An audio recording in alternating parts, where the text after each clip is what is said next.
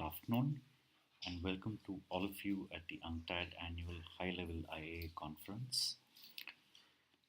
The current presentation is on investments in SDG focused infrastructure using public private partnerships as a mechanism.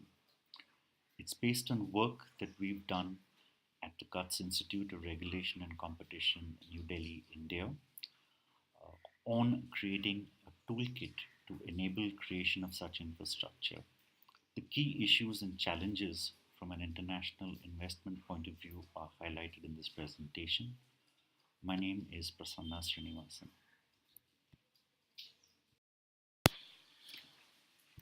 Infrastructure comprises broadly the physical systems that deliver services or goods to aid development, sustainable development.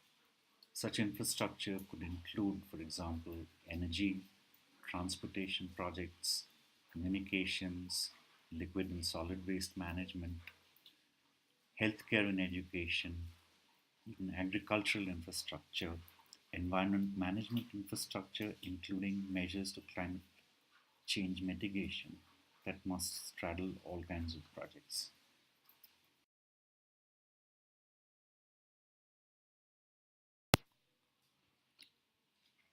As you can see from this list tabulated here, all the projects and sectors pictorially depicted in the earlier slide correspond to some SDG goals. There are 11 of these SDG goals that are directly impacted by creating infrastructure.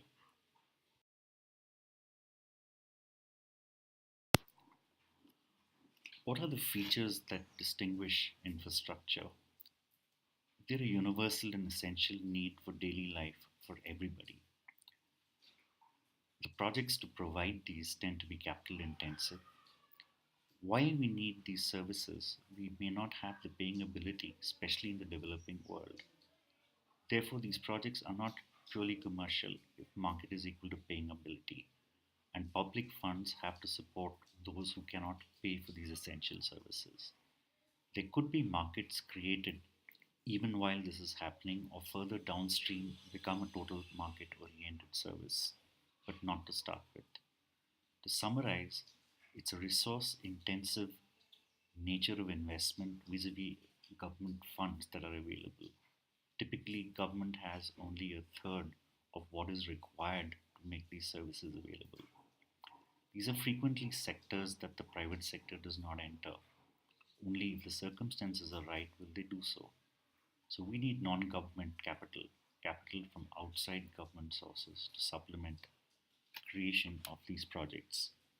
Public-private partnerships represent one such route to engineer and design circumstances that attracts such private capital.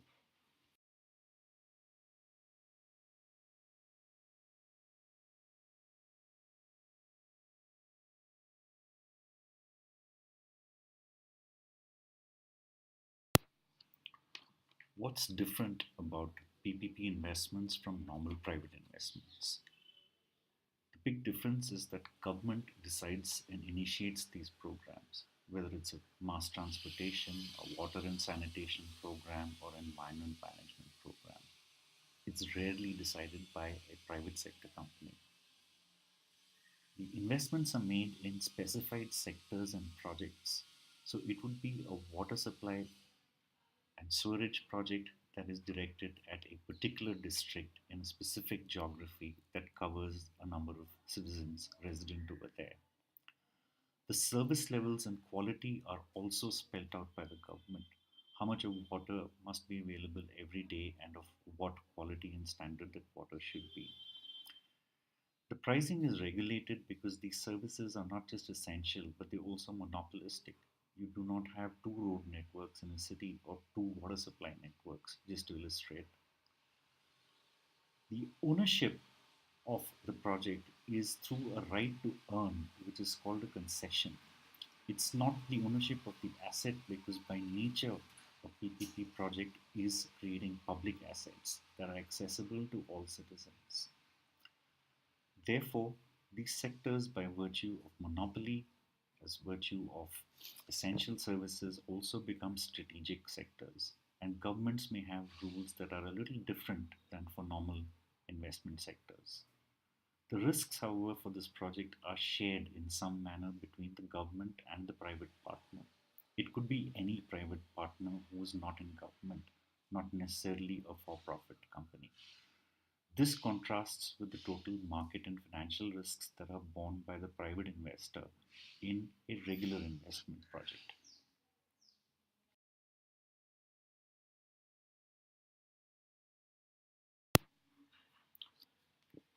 Therefore, while contemplating various policies and investment regulations, one would need to factor in these eight aspects to PPP investments.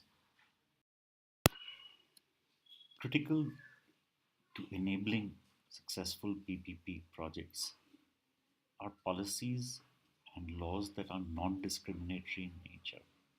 The government selects a private partner. There's going to be FDI along with domestic investors for specific projects, some exclusively foreign, some exclusively Indian. The nature of the asset is a public asset, and often in strategic sectors, so government may, in specific instances, decide to take over the asset, quite simply because there's some national priority. So compensation structures, exit structures need to be clearly defined that are again non-discriminatory to the investor between FDI and domestic investors. These issues also relate to regulations on pricing. It shouldn't be different from national companies and national competition law, as well as legal processes relating to resolving various disputes that may arise. In a partnership of this kind, that is frequently the case on matters of operations. It may also be the case relating to the exit of capital if an investor wants to pull out of a project or the government wants the investor out.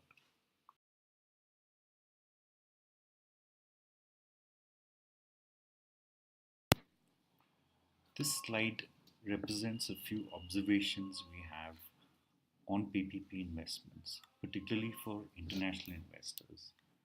A, you need a streamlined process for them to bring in investments and bank it for a project.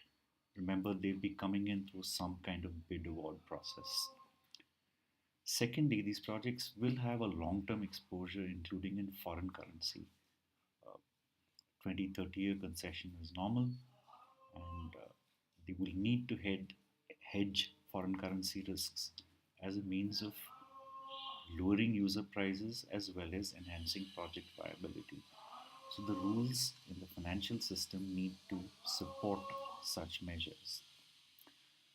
Government policy will frequently affect project viability, and therefore, these companies and project partners may actually be in advocacy roles frequently with government. This would be as part of their project. Similarly, they could be engaged in capacity building exercises with local governments and community partnerships as well as with political representatives as part of the entire supporting environment to ensure a smooth and successful project. And governments will have to factor in rules that permit such legitimate activities to be undertaken through a project partner in an SPV.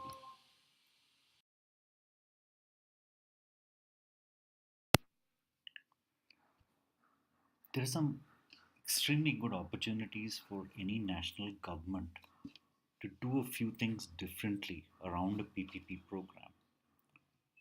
To start with, keeping sustainable development goals as the primary focus around which all policy and practice is driven. This could therefore include identifying smart objectives, specific measurable objectives that can be reviewed later, would be part of this process. Too often, government objectives are listed in terms of budgets spent, or in the case of some PPP projects, whether commercial returns were available or not. Second area of opportunity is on administrative reforms.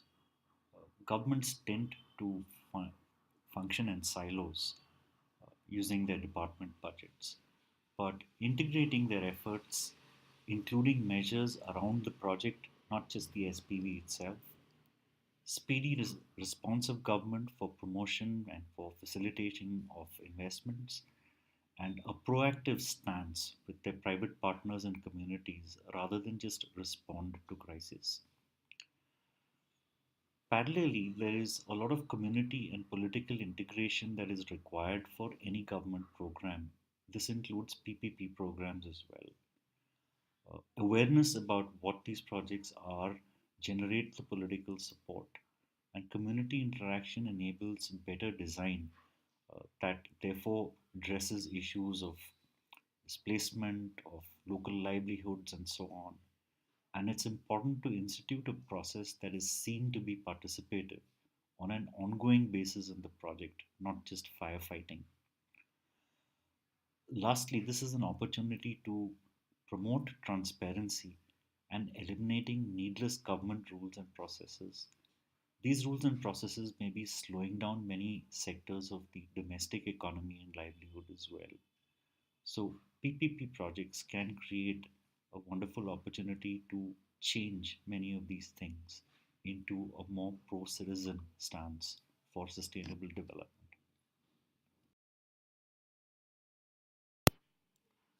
Some suggestions when framing policy and looking at practice to enable successful PPP programs that can deliver services. Firstly, stick to simple goals.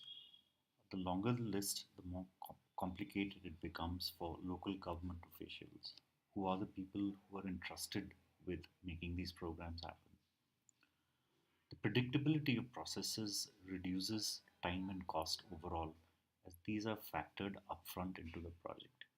It also makes it more accessible and meaningful, as everyone is certain of the costs involved and the time involved, whether it's administrative, whether it's payment related, where you have an independent audit trigger to payment rather than a discretionary approval, legal processes for resolving disputes. The shorter the time and the quicker it can be resolved, the better it is, not just for the consumers and citizens using the services, but also between project partners. Lastly, the smart objectives, briefly touched upon earlier in the presentation, enables measurement that creates enlightened political debate, as this is an important part of any national functioning. And it's not left up to opinions but also based on actual project results.